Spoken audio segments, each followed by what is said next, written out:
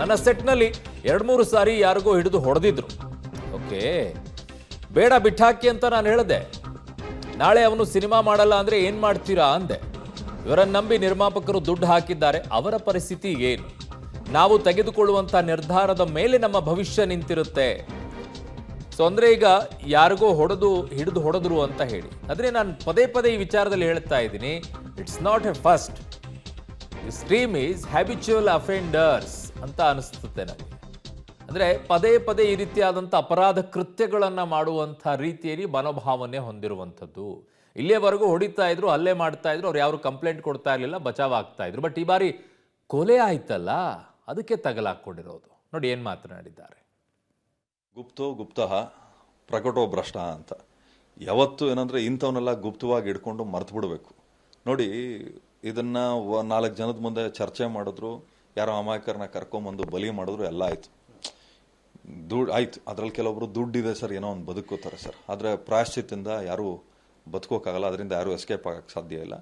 ಕರ್ಮಗಳಿಂದನೂ ಯಾರು ಎಸ್ಕೇಪ್ ಆಗಕ್ಕೆ ಸಾಧ್ಯ ಇಲ್ಲ. ಆತನ ತಂದೆನಂತೂ ಕರ್ಕೊಂಬರಕ್ಕಾಗಲ್ಲ, ಆ ಕುಟುಂಬಕ್ಕೆ, ರೇಣುಕಸ್ವಾಮಿ ಕುಟುಂಬಕ್ಕೆ ಮಗನ ಕರ್ಕೊಂಬರಕ್ಕಾಗಲ್ಲ, ಆ ಹೆಂಡತಿಗೆ ಗಂಡನ ಕರ್ಕೊಂಬರಕ್ಕಾಗಲ್ಲ, ಹುಟ್ಟೋ ಅಮಾಯಕ ಮಗುಗೆ ತಂದೆನ ಕರ್ಕೊಂಬರಕ್ಕಾಗಲ್ಲ. ನೀವು ಯೋಚನೆ ಮಾಡಿ, ದುಡ್ಡು ಎಲ್ಲದನ್ನೂ ಕೊಂಡ್ಕೋಬೋದು, ಆದರೆ ಹೋಗಿರೋ ಜೀವನ ಕೊಂಡ್ಕೊಂಬರಕ್ಕಾಗಲ್ಲ.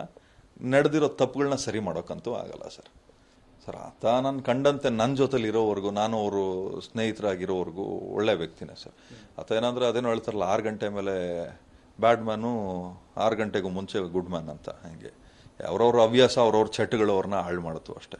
ಯಾವತ್ತೂ ಅಷ್ಟೇ ನಮ್ಮ ಚಟ ಹತ್ಸೋವರೆಗೂ ಇರಬಾರ್ದು.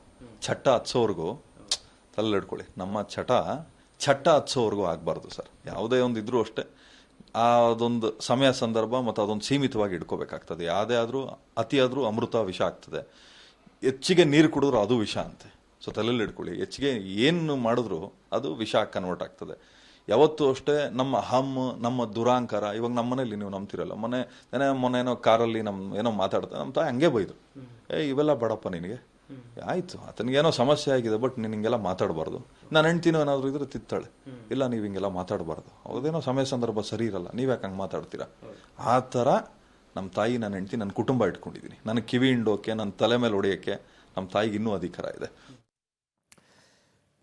ಅದು ಅಗೇನ್ ಮತ್ತೆ ಒಂದು ಅತ್ಯಂತ ಅಮೂಲ್ಯವಾಗಿರುವಂಥ ಪದ ಬಳಕೆಯನ್ನ ಮಾಡ್ತಾರೆ ಅವರು. ಮನೆಯಲ್ಲಿ ಕಿವಿ ಹಿಂಡೋರು ಇರಬೇಕು ಅಂತ ಹೇಳ್ತಾರೆ. ಅವನು ಎಷ್ಟೇ ವಯಸ್ಸಾದರೂ ಸಹ ಮನೆಯಲ್ಲಿ ತಂದೆ ತಾಯಿ ಕೆಲವ್ರಿಗೆ ಇರುತ್ತಾರೆ, ಕೆಲವ್ರಿಗೆ ಇರೋದಿಲ್ಲ. ಬಟ್ ಯಾರೇ ಒಬ್ಬರು ಮನೆಯಲ್ಲಿ ಹೆಂಡತಿನೇ ಆಗಿರ್ಬೋದು, ಕಿವಿ ಹಿಂಡೋರು ಇರಬೇಕು. ಇಂಥ ತಪ್ಪು ಮಾಡ್ತಾ ಇದೆಯಾ, ತಪ್ಪು ಮಾಡ್ತಾ ಇದ್ದೆ ನೀನಂತ ಹೇಳೋರು ಇರಬೇಕು. ಅವ್ನು ಮಾಡಿದ್ದೆ ಮಾಡೋಕ್ಕೆ ಬಿಟ್ಬಿಟ್ಟಾಗ ಬೀದಿ ಬಸವ ಆಗ್ಬಿಡ್ತಾನೆ. ಅಟ್ಲೀಸ್ಟ್ ಅದಕ್ಕೊಂದಿಷ್ಟಾದರೂ ಇದಿರುತ್ತೆ, ಬೀದಿ ಬಸವನಿಗೆ ಗೌರವ ಕೊಡೋಕ್ಕಾಗಿರುತ್ತೆ. ಕೆಲವ್ರಿಗೆ ಗೌರವ ಕೊಡೋಕ್ಕಾಗೋದಿಲ್ಲ.